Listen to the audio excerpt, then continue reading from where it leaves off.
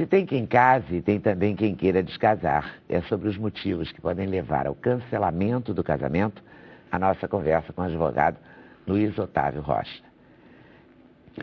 Vou começar falando de descasar, porque casar já dá trabalho, né? Não é? E ainda tem festa cara, e todo mundo que não pode fazer festa cara tem que se ralar para economizar para fazer uma festa barata. Ninguém quer casar sem festa, né? É um motivo de alegria. Mas às vezes tem que descasar. E agora esse cancelamento de casamento. Como é que pode cancelar um casamento? Por vários motivos, né? O principal deles é o chamado erro essencial. Que é aquele erro essencial de pessoa? É uma coisa um pouco abstrata, mas na verdade é fácil de explicar.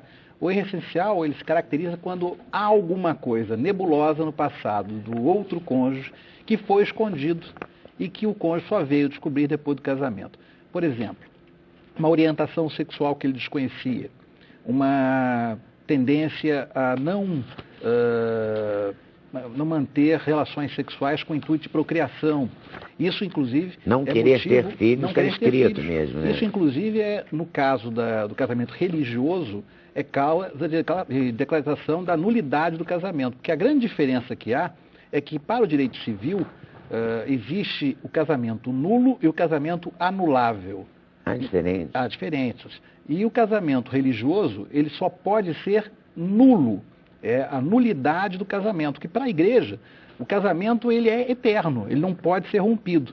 Então é o caso de se considerar aquele casamento como não existente. Tem até um livro do padre Jesus Hertal, que foi reitor da PUC, que é Casamentos que Jamais Deveriam Ter Existido, em que ele fala exatamente sobre isso. São causas específicas, situações muito claras em que aqueles casamentos poderiam ser declarados nulos. E agora, com o advento dessa nova fala do Papa Francisco, não foi uma coisa jogada no ar, de uma hora para outra ele resolveu fazer isso, não. Havia uma comissão pontifícia que estava estudando esse assunto há mais de um ano e que agora lançou as conclusões em que vai facilitar os processos de nulidade de casamento. Você veja que hoje em dia um processo de nulidade religioso, por exemplo, ele passa por 3 instâncias.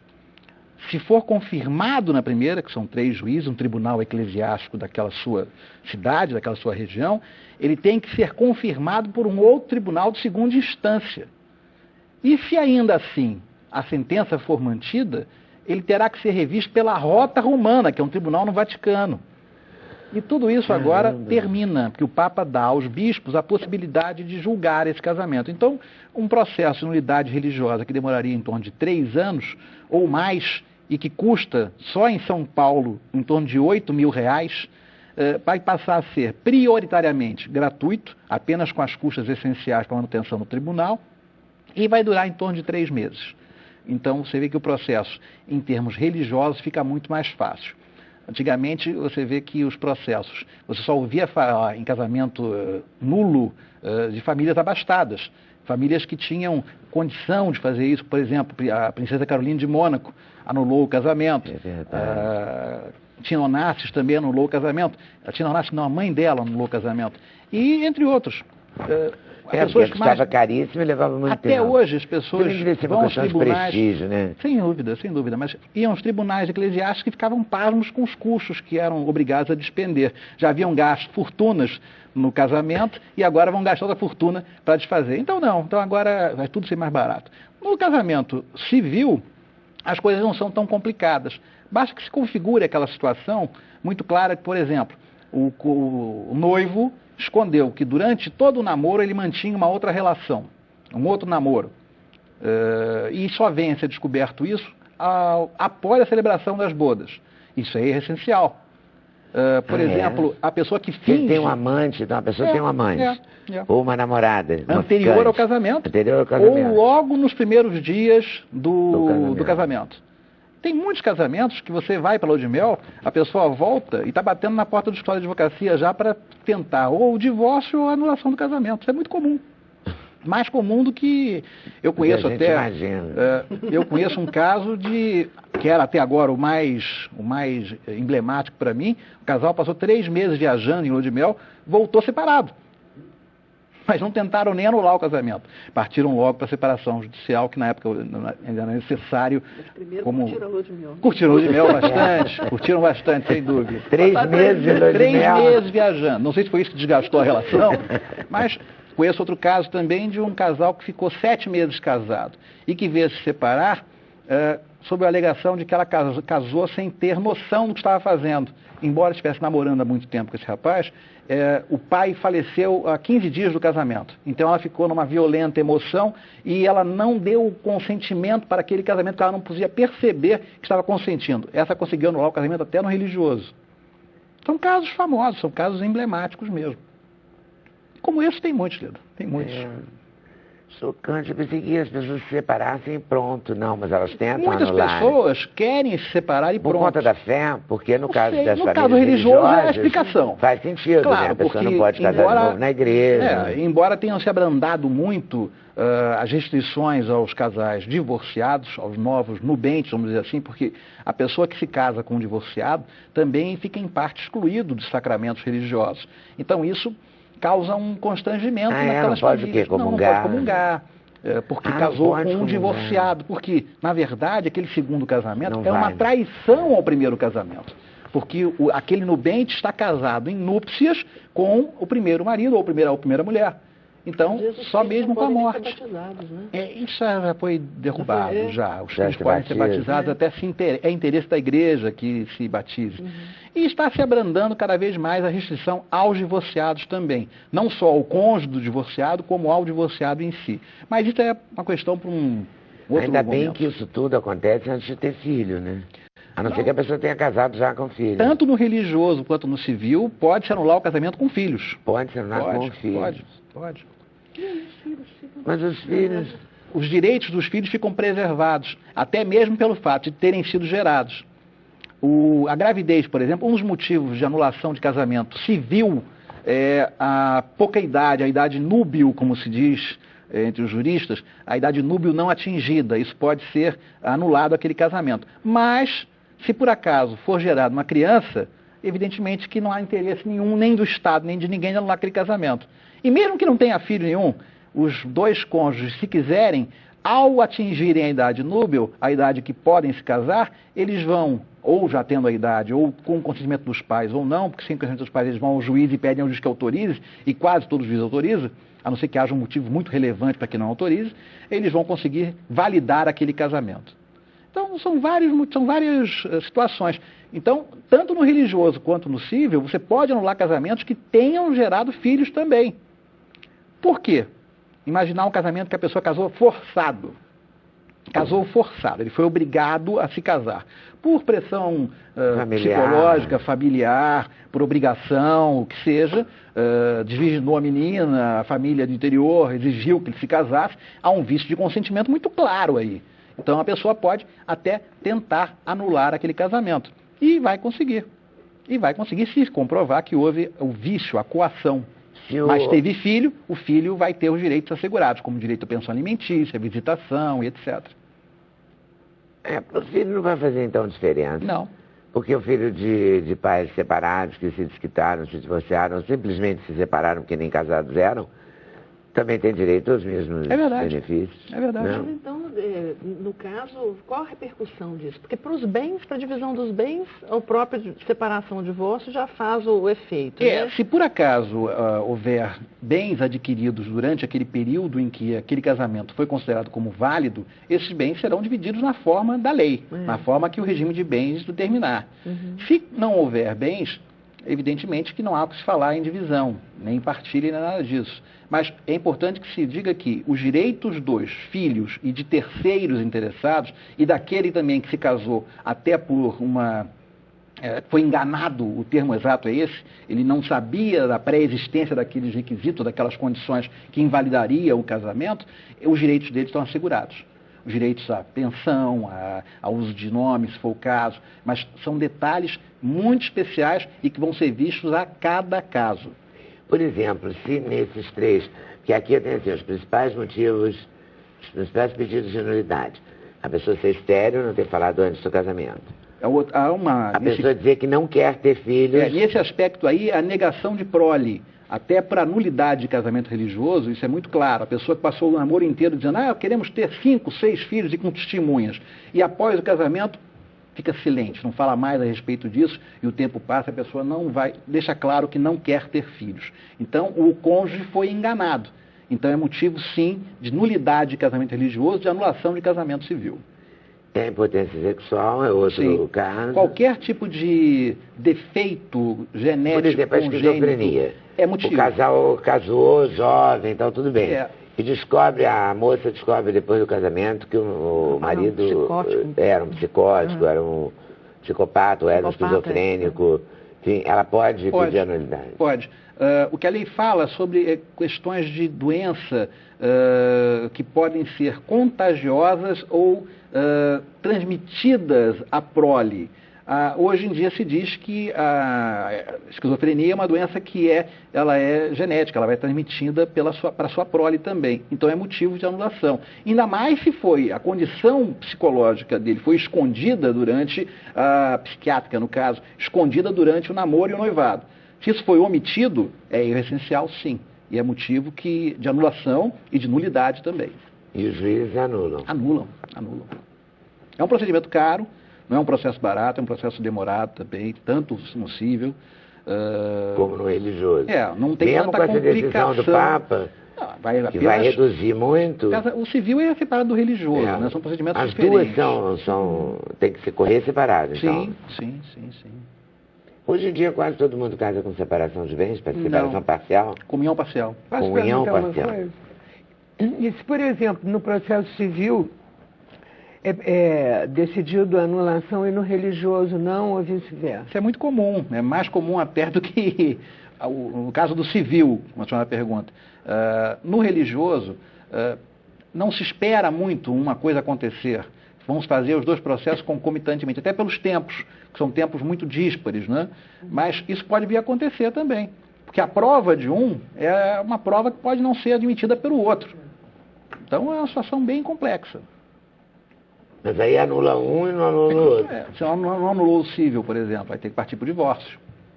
Anulou o civil e não anulou o religioso, que é mais comum ainda. E isso vale para todos os religiosos, digamos assim, os evangélicos, os cristãos? O casamento civil. Os judeus. Nós estamos falando de casamento celebrado perante a Igreja Católica, né? Onde o Papa tem autoridade, tem jurisdição, vamos dizer assim. Se for um casamento, por exemplo, evangélico, o bispo da igreja deve decidir. Deve decidir de outra forma, porque o casamento religioso também tem efeitos civis. E nesse caso é celebrado perante uma autoridade de uma igreja, se reconhece hoje em dia os evangélicos, os bandistas e outras confissões religiosas também, judeus também. Os rabinos. E os rabinos, eles assinam aquilo como se fossem juízes de paz e vale o casamento. É o chamado efeito religioso com efeitos civis. Agora, isso é outro motivo de anulação também. Se a autoridade que celebrou o casamento não tinha poderes para celebrar o casamento. A pessoa se transveste ali toda de sumo sacerdote, não sei o quê, finge que é um juiz de direito, com poderes para celebrar casamento, e na verdade ele não tem. Mas o rabino tem pela comunidade religiosa? Tem, tipo um falso rabino. Sim, um falso padre. Não, então essa é uma das colocações que se diz. Meu Deus, como é cheio de detalhes. Tanto no religioso quanto no civil, o casamento perante autoridade não constituída, não autorizada a fazer aquela celebração, pode ser anulado ou nulo.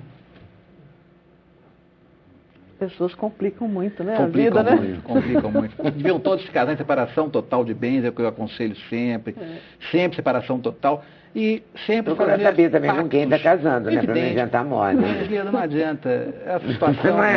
As pessoas se conhecem depois de muito tempo casados. Olha, os mineiros dizem que só se conhece uma pessoa depois que se come um saco de sal com ela. Exatamente. Olha, para comer um saco de sal, imagine o tempo.